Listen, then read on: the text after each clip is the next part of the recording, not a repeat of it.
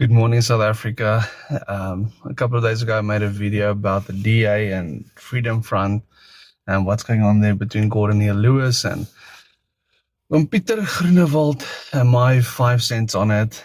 And not a lot, but I was attacked by the DA so much because how dare I speak up against the DA?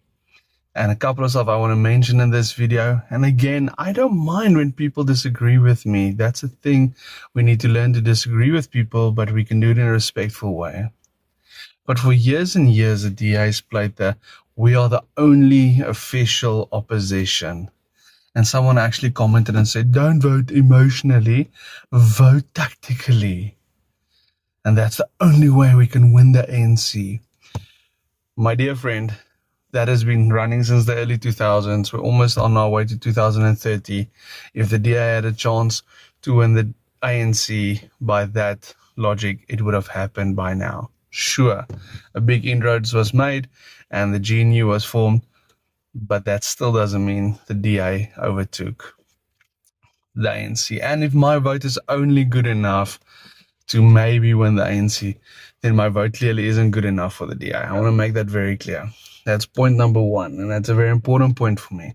The second point is the DA supporters has become a lot like the F supporters to me, that if you dare say anything about the DA, they come and attack you because how dare you? Someone actually said, don't forget what the DA did for you. And I'm like, wow, that sounds like exactly what the ANC is telling their supporters. We've been free since 94. We've been I'm honest if I'm saying the DA has become ANC 2.0. A different jacket, same group. And if you want to attack me for this, relax yourself, man. Go and vote your DA. But I want to make it clear that what the DA stands for, what the DA does, I cannot align with that anymore. For too long, I've given them my vote, and they've just squandered it. I want to make that so clear. And then lastly, I want to admit that there's fantastic councillors that works for the DA. Fantastic.